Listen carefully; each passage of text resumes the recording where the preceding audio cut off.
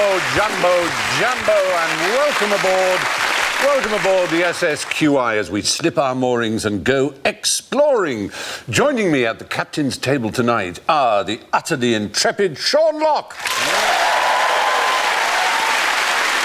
The completely indomitable Rich Hall.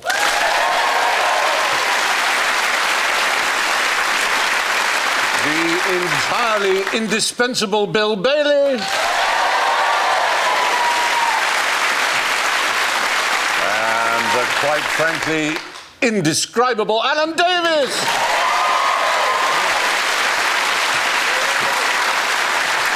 Now, before we strike out into the unknown, don't forget our special E-Series Elephant in the Room bonus. That's the one, yes. Could win one of you eagle-eyed pioneers 10 glass beads. Is this what people use when they're meeting an elephant at an airport?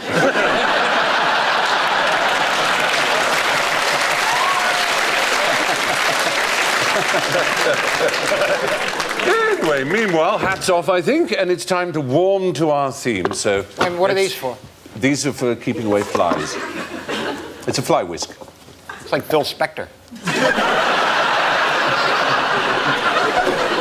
I've got Kate Moss over here.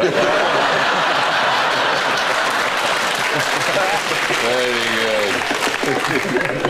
Oh, Pete, I'm so bored.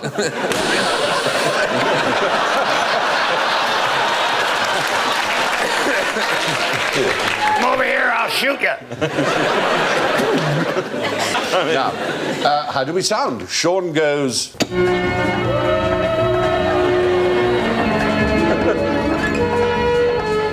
Rich goes...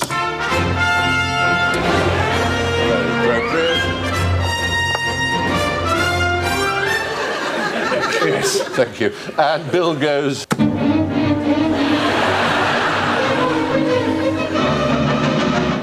And Alan goes...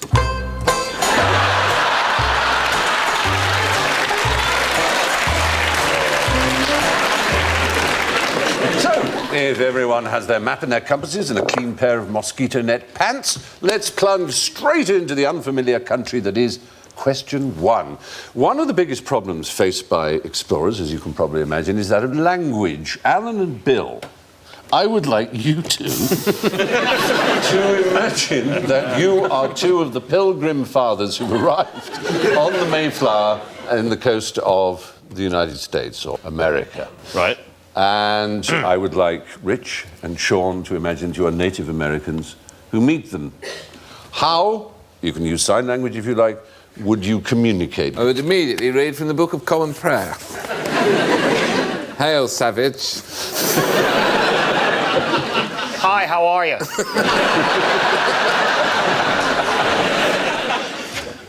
What's that, Toby jug? Yes. Where's the pub? Foaming pint of beer.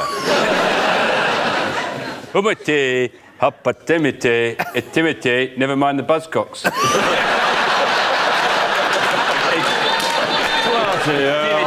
Jonathan Creek. What's about?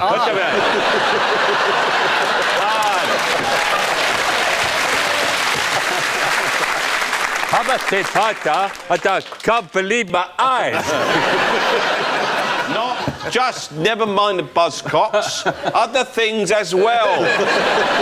Do stand-up. Ha ha ha ha. Piano. Playing in hotels. You think you're the first explorers here, don't you? Where do you think these eyeglasses came from? The extraordinary thing is, between them, Rich and Bill are absolutely right. The first thing said by one of the Native Americans who met the Plymouth Brethren was, could I have some beer? In English. He asked for beer in English. He met the Indian, did? Yes. He spoke fluent English. He'd crossed the Atlantic 6 times. This was in 1620. America had been visited by others. The Pilgrim Fathers were not the first people to land in America by any means. It's a trick question, wasn't it? Yeah, his name was Squanto, the best known of them. Yes. But this particular one was called Samoset, and he spoke very good English. Somerset. What did he say then? Get off my land! Have you got a some cider. You bloody pilgrim farmers, get on my land! He learned his English from fishermen and from his friend And the Squanto. archers. And from the archers, probably, as well. Sure. Are you buzzcocks? That's what he said. But instead of getting beer, he got cheese and a bit of duck. And they both helped the Pilgrim Fathers survive their first year because they had nothing to eat when they arrived. And all there was Maine lobster, which is now a delicacy, but they thought was hideous. But they were in terrible strife, weren't they? And they were about to starve. Yeah. And then they said, well, actually, you can... here's some turkey. Yes. And the full... And some trimmings. cranberries. And then they killed them all. With guns. Unfortunately, yes. There was 50 years of peace, though. In fact, Squanto brokered a peace that lasted for 50 years. They lived together very happily. He was an interesting fellow, Squanto. He was kidnapped from his village by a British captain around 1605, which was 15 years before the Mayflower sailed. And he lived in England for 9 years. And then he returned home on another British ship. Then another British captain kidnapped him and tried to sell him into slavery in Spain. He was rescued by some Spanish friars, escaped back to London, took ship again, this time to Newfoundland, found it was too far to walk home, so he sailed all the way back to England. The following year, he signed up for an exploratory expedition to New England and crossed the ocean again. By the time he had crossed the Atlantic 6 times, he was fluent in English. Now, buzz when you see something quite interesting here. First one to buzz. Oh. Something... Going off the edge of the map. I'm not interested yet. Time's up. There is an elephant in the room. Oh, an elephant! Oh, no. Can you not see the elephant? I couldn't because of Alan's head. That is an elephant on a map, as you see, disguised as a contour. It is an official British Army map that was made in the 1920s, and the young soldiers responsible for surveying that part of what is in fact the Gold Coast, what we'd now call Ghana, just got bored and traced an elephant. They thought it was a very remote part that no one would ever bother to visit and they wouldn't need the map. Yeah. So they just made an elephant with a little 300-foot contour mark on its back. And there it is. And it was months, possibly years, in fact, before anybody noticed. Those cartographers are right characters, Aren't they just? Now, let's explore somewhere a little less unnerving, Paris. What's the best way to get from the Eiffel Tower to the Louvre without seeing any French people? Underwater, look, just go straight along the river. What about if you went at lunchtime? Yeah? Because they're all stuffing their faces with pate, aren't they? You could just... Well, yeah, lunch. They all still break for lunch, don't they? Apart from the tourists. With your eyes shut. Do it with your eyes shut. Ha-ha! Ha-ha! Wear a blindfold and say, where's the Louvre? Show me the Louvre! people might say, no point, it's all art. So I want to experience the ambience without seeing any of you Frenchies. A big long line that you would fly down. From the Eiffel Tower. From the Eiffel Tower. That would... Yeah, right, good. No, I mean, in a way, you were very close, Alan. We were trying to get you to talk about the remarkable sewage system of Paris. Their sewers echo their streets exactly. So under the Champs-Élysées, there's a sewer as wide as it, called the Champs-Élysées. They even have street signs in the sewers for the streets and all the side streets, and at every intersection, they have the street names. So if you knew Paris above ground, you'd never get lost. You could walk along these wonderful sewers. Boulevards. A bit smelly, obviously. Cafes. There they are. They're rather fine examples of the art of the sewer maker. And they used to have excursions. Right up until 1975, you could get a boat every last Thursday and Saturday of the month, and you would... full of shit. You'd have to really hate French people to do that, though, wouldn't you? There we are, look. There they are. There they are. Here are some turds from the deuxième côté. On the left. How do you think they clean them? Oh, What, the people? No. The sewers. Everyone has to flush their toilet at once with no poo in it. I love the way your mind works, Alan. I'd probably do it, though. And I use the word works quite wrongly. So, actually, could you press your buzzer, Rich? As a hint.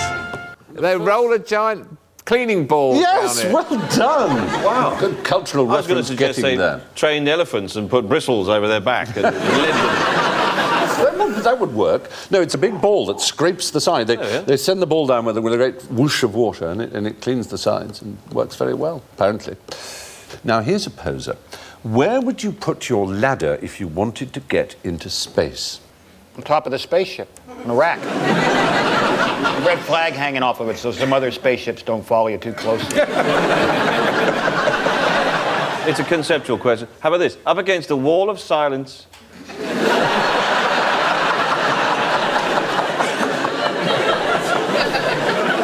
You should have railings built round you and people would come and worship you as a kind of modern Buddha. You've got the look, I have to say. Oh. Yeah, it's a good look. Thank you very much. Buddha look. Rural Buddhas. Yeah. So there, right? Wisdom and cheap cider. You're saying where you put the ladder, you'd assume, I suppose, the obvious answer is you'd put it on the highest point, like Everest. Yes, that wouldn't... It'd be a bit bumpy, wouldn't it? You couldn't get a good foothold on it. It's sometimes called a space ladder. It's more commonly called a space elevator. It is a genuine idea that has been worked on, and many people believe would have saved the space program an enormous amount of money in various ways, was to build a huge elevator that goes from Earth and is counterweighted at the other end and spin round incredibly fast. But it would be an equivalent of geostationary orbit at the end of it, and you would have elevators on it that would go up and down. With a phone that didn't work in it. I'm stuck on the... I'm about 87,000 miles. There's some right kind of beyond Venus. There's some kind of a door in the roof. Maybe we could... It was Arthur C. Clarke who particularly believed in this thing, but NASA spent a lot of money on it. But the important point is you would have to do it on the equator, where the Earth goes at its fastest. Because it's the bit, you know, like the end of a record goes faster than the middle, obviously. What about a series of trampolines? Like you have a huge trampoline, and then higher up is another one about half a mile up, and then another one.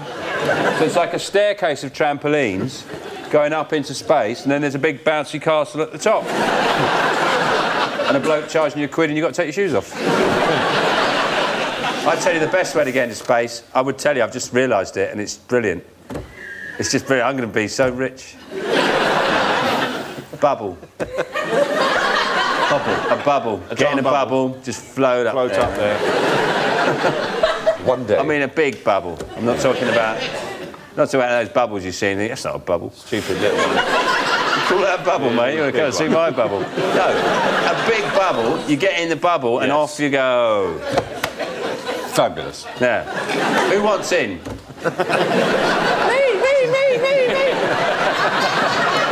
This is like the Dragon's Den for cranky ideas.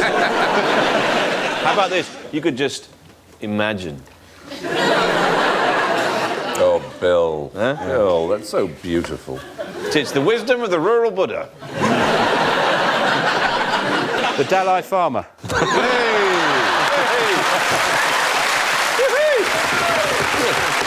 Very good.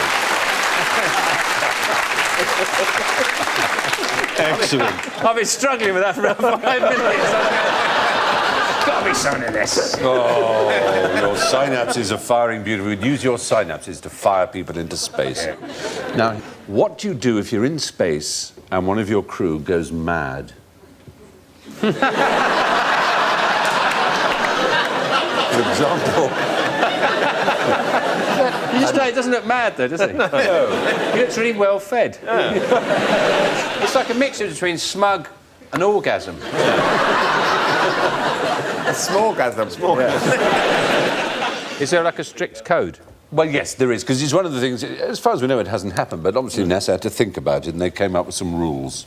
Don't let them drive the ship, for God's sake. That's an important Keep one. them away from the teleport room. Can't do any of the cooking or be in charge of the airlock. In fact, really relieve them of all responsibilities and sedate them heavily. That's important, yeah. The astronaut's crewmates should bind his wrists and ankles with duct tape, tie him down with a bungee cord, and inject him with tranquilizers. Wow. Just another night in Abu Ghraib.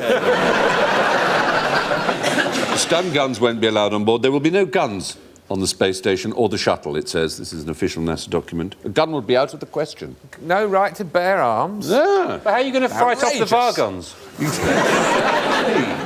Send a mad bloke out. Scare them away. In Star Trek, they just get confined to sick bay. Yes, they do. Oh, they do. They get the little... They put a little seatbelt over them. That's it. I can do that. Look. How am I? Slightly reduced cholesterol. That'll be the oily fish. There will be. Very good. Now, to explore beyond our solar system would require astronauts to travel for generations, so I'm afraid there would have to be sex on board. What problems do you foresee? Good. Right. We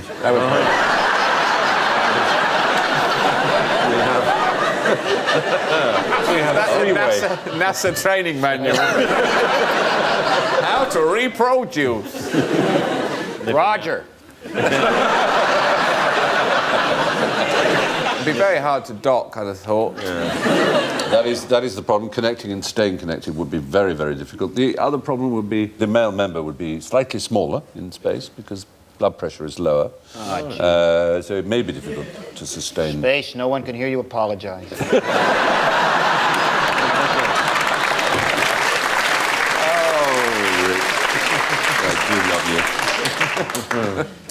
And there is the business of fluids. No, it's bad enough in the tub, isn't it? Yeah, Oh, jeez.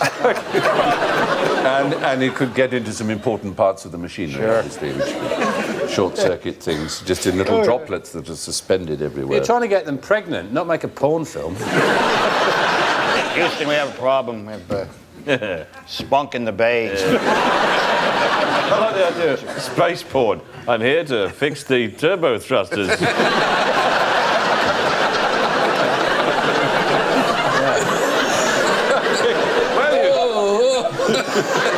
better come through to the sleeping bay then. Okay. The poor actress just waving it around by his knob.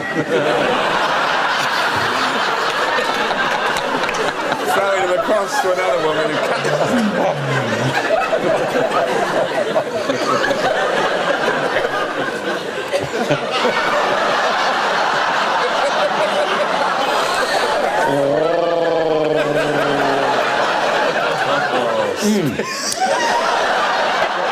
So it's grease me up, Scotty, as we put our fingers on the buzzers and get ready for another round of general ignorance, please. What were the first words spoken from the surface of the moon? How appropriate, Sean.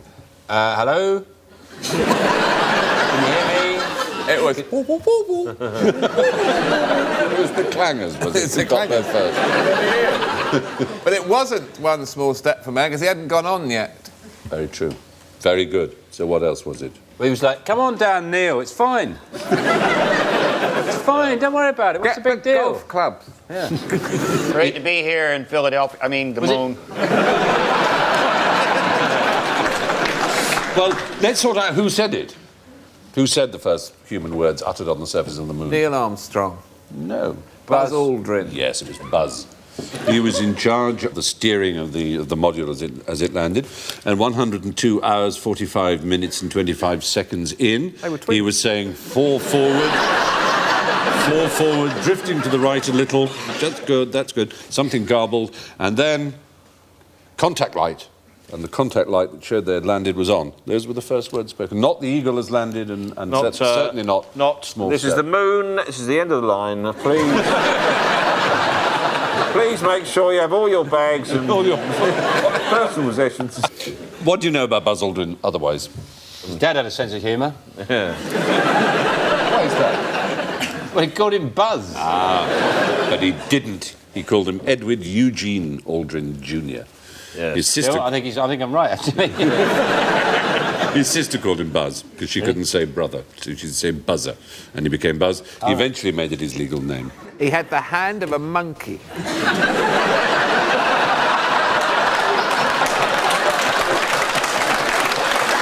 Very good. What was his mother's maiden name? Surely you know that. Smith, Brown, Jones. Moon. Moon is the right answer. Well done. Did you know that?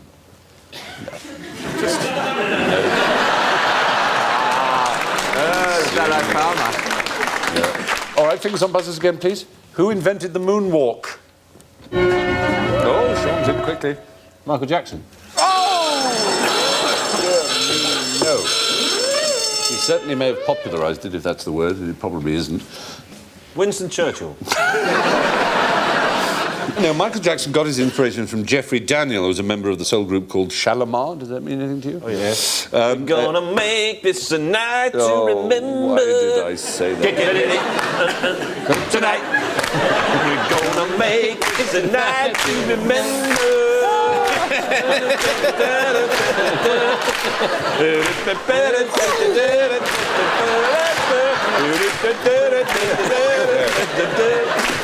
Right. Lovely. Very good. Very good. Ah, lovely. No, then. It's terrific. Thank you. This man, Jeffrey Daniel, was not the inventor. Bill Bailey.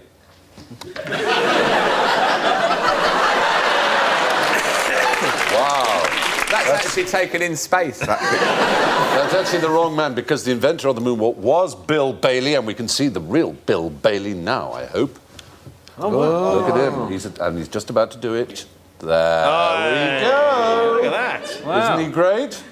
I don't think he is. I think he's rubbish. Do you know of any other famous people who've had your name? Well, there's Bailey? Axl Rose, of course. Is his real name Bill Bailey? Axl Rose, lead singer of Guns N' Roses. His real name is Bill Bailey. Oh, that's very good. They thought Guns and Baileys was rubbish. Any I other? have a dormitory at University of Colorado named after me. Have you really? Rich Hall. Oh, it's No, it's true.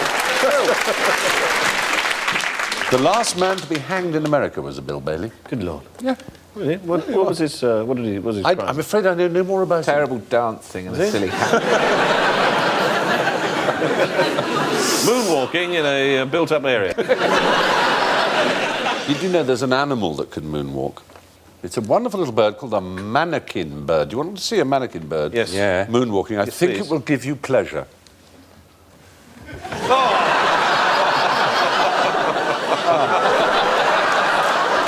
It's funnier. It's a night to remember. Get ready. Isn't it great? That is the loveliest bird. In very 70s yellow trousers. Oh, that's fantastic. And that's all it does. It's a delight. You just have a programme of animals doing like 80s dances. There's some worms doing body popping, you know. What's he doing? Is he trying to lure? Attract a female. Attract a female. Colour and movement.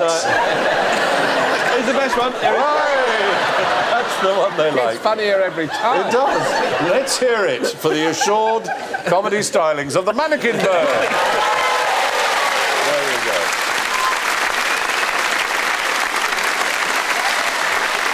Well done. Well done, mannequin bird. Bloody mark. They also make extraordinary sounds with their I wings. thought you were saying they make extraordinary sandwiches. Not sandwiches. It tastes bloody good as well. When you had enough, you just... Not only can they do that, they're the only bird that sings with their wings. In the same way that a cricket or a grasshopper makes a noise, they do that. And it's extraordinary. Sometimes you can be a bit too talented, can't you? Exactly. One is enough. And is it, you cut to the feet, the females just sit there going, And finally, who first put 2 feet on the top of Mount Everest? Sherpa Tenzing. Oh, dear. Edmund Hillary. So what, you're saying they hopped up there? Cliff Richard. Amazingly, we didn't guess you might say that. Does it mean someone put an extra rock up there, make it 2 feet higher? They made it 2 feet higher in a very extraordinary way. How high They is... raised it from the bottom. 29. That would be laborious. Yeah. How high is Mount Everest? 29,028 feet. You're absolutely right down to the last foot. Since 1955, that has been the accepted height of Mount Everest. It used to be 29,002 feet. Exactly. But this is very good. But the applause on What's My Line? it was... You're getting warmer. I think it's a man. Yeah. Let's see whose house it is. So it's Radhanat Sikdar was a mathematician from Bengal who was the first to identify Everest, which used to be known as Peak 15, as the world's highest mountain. And this was in 1852. He used a theodolite from 150 miles away, and he measured it to be exactly 29,000 feet. Exactly 29,000. And he thought no one would believe him. They would think he just rounded up and said, oh, it's about 29,000, you know. But he really, and so he was so annoyed by the fact that it was exactly 29,000, he added 2 feet so that it looked as if he was terribly precise. Right, yeah. So he was quite literally the first man to put 2 feet on. Yeah, silly question, I grant you, but it elicited the fact that you knew the 2 heights that were known of Everest. Yeah. And Most they impressive. will get you work anywhere in the world, those 2 facts. You can travel anywhere and just say, I know 2 things about Everest. And George Everest, who was he? Why was the mountain named after him? He kept changing his height. He was the Surveyor General of India at the time it happened. And in his honour, they called it Mount Everest. But even though it's named after him, it's still wrong to call it Mount Everest. Why would that be? Because it's not a mountain, it's a hill. No, it is. If anything's a mountain, I think we can say it is. No, we shouldn't call it Mount Everest because he didn't pronounce his name Everest. He pronounced it Everest. Everest. Everest. It should be Mount George Everest. George Everest. Yeah. I think I'm right in saying that Churchill's nanny was called Everest. Nanny Everest. Yeah. The tallest nanny. And with that, it's back to base camp for a spot of brandy, leaving nothing behind but footprints and gunboats and invidious colonial regimes. And let's see how many points we've looted along the way. Oh, my goodness me. In first place is Rich Hall with 8 points.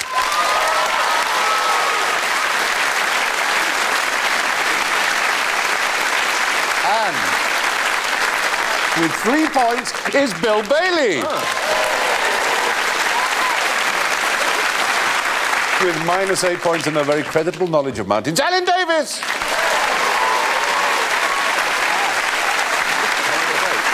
Which sadly means that in the pot, simmering gently, ready to be nibbled, is Sean Locke with -16. Thank you very much.